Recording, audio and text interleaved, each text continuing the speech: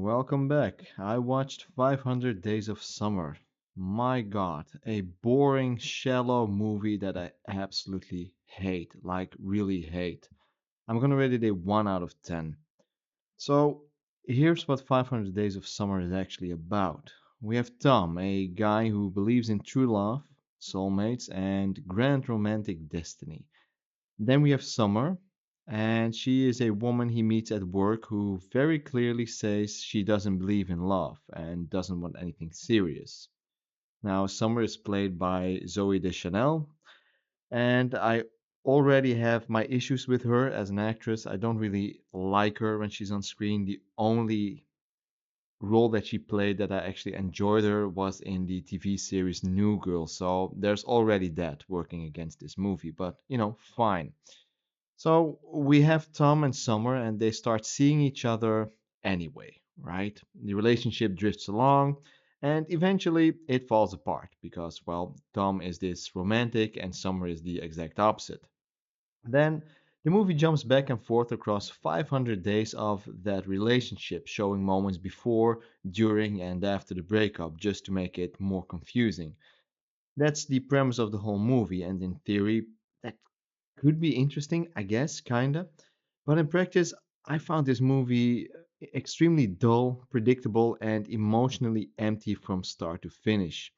Early on, we're introduced to Tom and we're introduced to his romantic mindset. He listens to sad music, of course he does.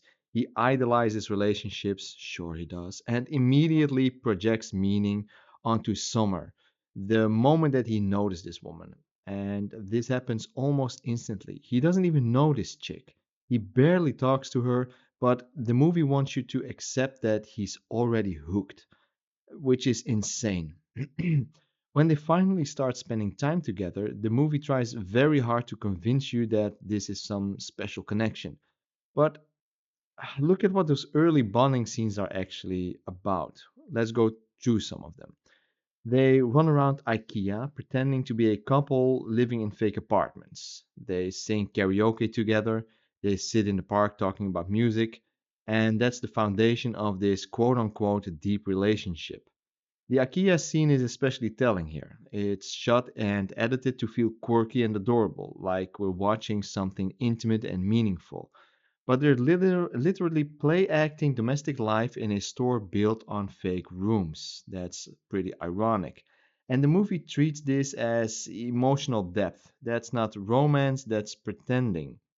And as the relationship continues, nothing really develops. There are no real conversations about values, goals, or boundaries.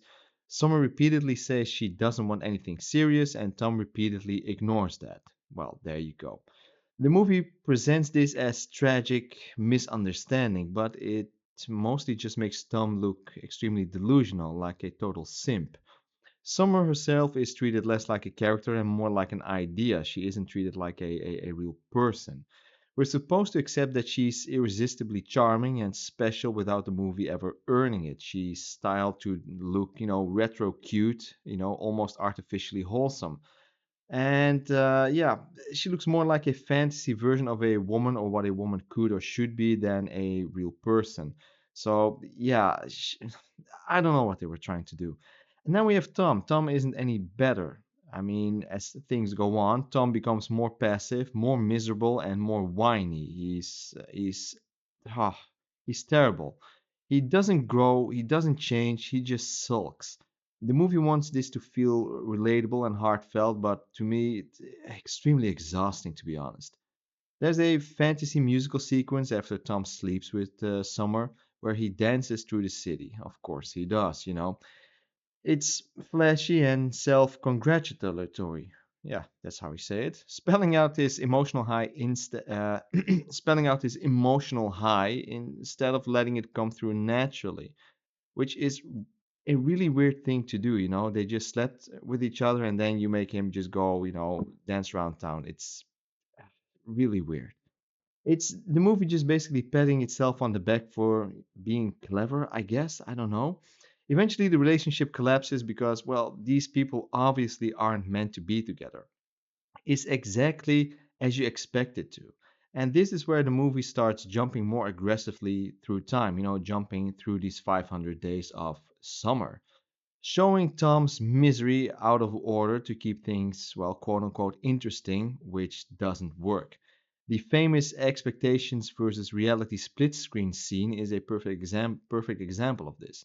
On one side, we see what Tom hoped would happen, on the other, what actually happens. This is often praised as brilliant, I read online, but I found it to be extremely lazy. The movie literally explains its point with a diagram because it really doesn't trust the audience to understand what is going on. And of course, we get it. I mean, after the breakup, Tom spirals, he quits his job, he sulks some more, he goes full emo, he wanders around just being sad, and none of it is interesting. Not at all interesting. There's no insight here, it's just repetition. And then we get the reveal of Summer, and she has moved on. She married someone else and is perfectly fine. This is supposed to be a gut punch, but for me, it landed with a, yeah, okay, I guess, kinda, whatever, I don't care. But, by that point, I already didn't care about Summer, nor did I care about Tom. Didn't care for either of them. The movie ends with Tom meeting another girl and starting the cycle again, being who he is, which is supposed to be ironic and self aware. Instead, it just confirms that nothing has been learned and nothing has changed. This dude is a complete idiot. And that's the biggest issue with 500 Days of Summer. Nothing here feels earned. The relationship is shallow. The characters are extremely unlikable. The structure, it's a gimmick trying to disguise how little story they're actually telling. Strip away the music, the editing tricks, and the indie aesthetics, and there's nothing there. There's nothing underneath. It was sold as a light-hearted rom-com, and I love rom-coms, but this movie, it's not romantic, it's not funny. It was praised as insightful. It's obvious it's not insightful at all. Framed as being romantic. There's nothing romantic about this movie whatsoever. I don't get it. This movie is absolute trash. So for me, 500 Days of Summer, it is boring, it's pretentious, it's emotionally hollow, and it pisses me off of how exhausting this movie was. So I'm gonna give it a 1 out of 10. I got nothing out of it except for a lot of frustration. I hope you enjoyed this review. I hope it was helpful, and I'll talk to you next time. Bye bye.